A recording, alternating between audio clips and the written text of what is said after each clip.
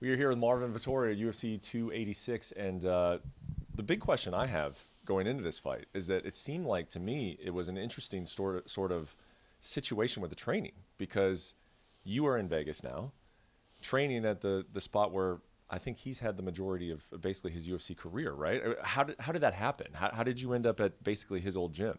Yeah. And the funny story is that then I was in Thailand. And then when I went to Vegas, he went to Thailand. Yeah, you switched. Yeah, so I don't know. It just happened. It just happened, and like Ali is also our manager, and he made sure that we weren't going to bump into each other in the training camps. But yeah, he's I guess he said that he was gonna be in Thailand for most of the time. Meanwhile, I was in Vegas, and then yeah, probably after this, we still gonna end up training. Maybe not with each other, or we'll see. But I mean, in the same place many times. So yeah, it was weird. It was weird for me too. But yeah, it just ended it just happened that he wasn't there when I was there. I never saw him. I still haven't seen him, and yeah. So it worked out well. But yeah, we switched places basically. It was if I were in this situation, I feel like it works out better for you. I mean, because you're in the place where everybody knows him so well. Mm-hmm. Do you kind of feel that way? Do you have like a familiarity with him, or how did you approach sort of that? Yeah, but we know each other, man, because we trained with each other before. Yeah. So yeah, at the end of the day, training is training. There's no secret, at the end of the day, I know what he's gonna go for. He probably, I mean, maybe a bit harder for him because I'm more complete, but yeah, I still even though let's say I didn't train with people that he trained with, I still know what I would have prepared for, But yeah, for sure. I mean, yeah, I mean, I'd be tripping a little bit too if I was training with all the people that I was training until the other day. Yeah. But then I'd be getting over pretty fast too. So I believe you got over pretty fast too. So at the end of the day, a fight is a fight, man. It ain't got nothing to do with training. Of course, it got to do with training, but it's different than training. So you guys have trained together a little bit. Yeah. He came out of Kings a few times, and He then the PI a couple times. Extreme actually, yeah. In terms of what? You sparred, or did you just kind of? We sparred too. Yeah, we You sparred have. too. Yeah, it was. Yeah, I don't know, man. At the end of the day, yeah, we were it was weird a bit because Ali came back and he said oh, he accepted the fight. I'm like, oh really? And I'm like, all right then, let's do it. Because I ain't gonna shy away from a fight. It's never happened in my life, and it's not gonna be him that, he's gonna get me to turn down a fight. So. Yeah, but also Giga Chikadze is my brother, and also he's friend with him, and he was in the middle a little bit. He's like, no, you guys don't fight and stuff. But yeah, I mean, so yeah, it was a bit of a weird situation in the beginning. But yeah, I mean, now I've been in this mindset for the last 2 months and a half, and it's all right. Now I gotta go out and smash him, and then it's that's the mindset. The moment we signed that contract, there's no more being cool with each other. There's no more being friendly or anything like that, So you said you were a little bit surprised. You're like, really? He signed that? That's because of how sparring went, or that's because of just sort of the whole situation? Well, a bit both, but mainly because of the rest, because but yeah, listen, maybe it was my mistake on my end. We're not here to make friends. At the end of the day, I wouldn't say we were friends, but we were around each other we've been around each other for a few times. And yeah, I mean, yeah, if I had to pick, if I could have picked somebody else, maybe better, but at the end of the day, we're not here to make friends. So, yeah. We were, now I got to go out and smash him, and I will do that, I like it, and I think fans like it when it's angry Marvin, when you really don't, when you don't like the other guy. Do you prefer it that way? Do you like a fight week and a fight better when you don't like the guy? I think so, but it's easy for me to get into that mindset, and fight day I'll get into that mindset for sure. But even now, it's not gonna be friendly when I see him, Mm-hmm.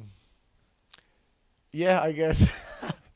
I don't know, angry Marvin, I got over that a little bit. I think the media also pushed it really hard at one point. But yeah, listen, it's not gonna change anything in the fight. I'm still gonna go out. I'm gonna go out and try to take his head off.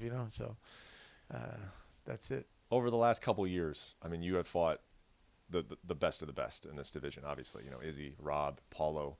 Yeah. Do you see Roman in that same light? Like, is he on that level of those guys? No. He's definitely very dangerous in some position.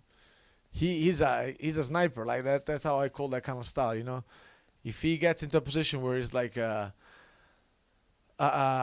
of his positions that he really likes, he'll go after it like really hard. And also like he's one of those guys that like he pulls out fights where like that he's not meant to pull out sometimes. Like he's like yeah. So definitely gotta be address that and like be careful there. But like with my experience and with my knowledge and the level that I have on fundamentals level that I have in general, like I'm really confident that I can deal with that and like shut him off in all the areas that he's good at. And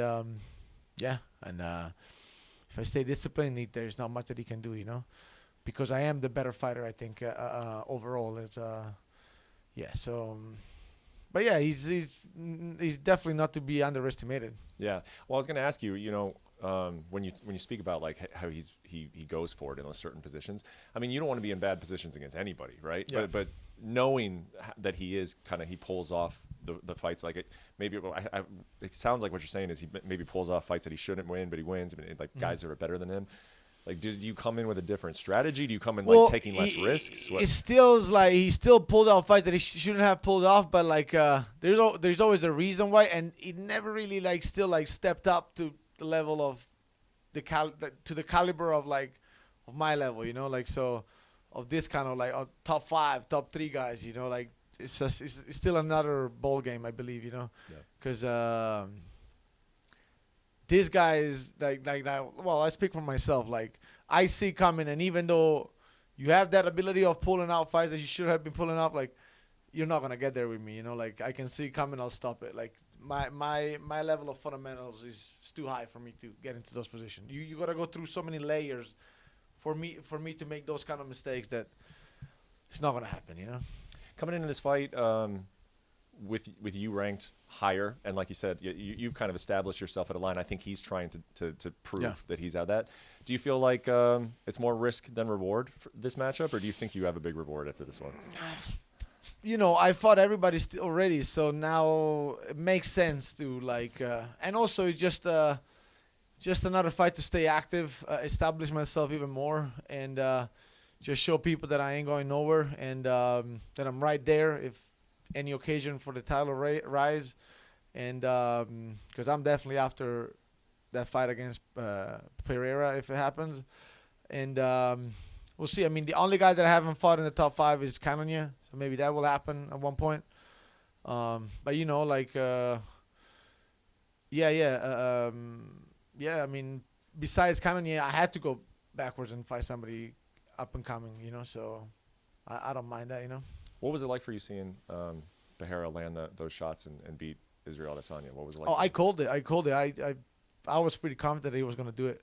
I think he got like Adesanya's number, and that's one of those things, like he just when it comes down to just striking with him, I think he does very well every time they strike, and I think he'll do it again, actually, especially with coming out with that confidence that brings that belt, Did you get a boost just knowing that, it was going to, maybe you would fight Israel again, but it was going to take a while, right? Did you get a boost? So listen, I'm not the guy that like cheers on like somebody's losses, but I don't like Adesanya, man. I really don't like anything like the way that, like he carry himself and all that.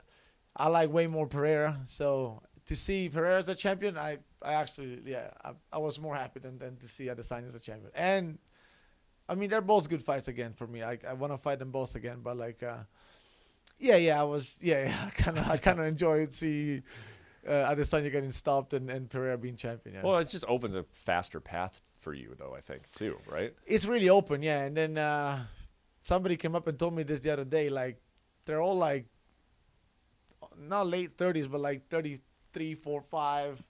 I'm 29, like, I mean, I'm not waiting for them to go out, but actually, I hope I fight them before they go out, but, like, I'm the fresh blood, I definitely have you'll definitely see me with that belt at one point. It's crazy you calling yourself fresh blood because I feel like you've been around for a while, but still only 29. Yeah.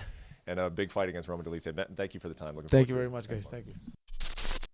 Thanks for watching ESPN on YouTube. For live streaming sports and premium content, subscribe to ESPN Plus.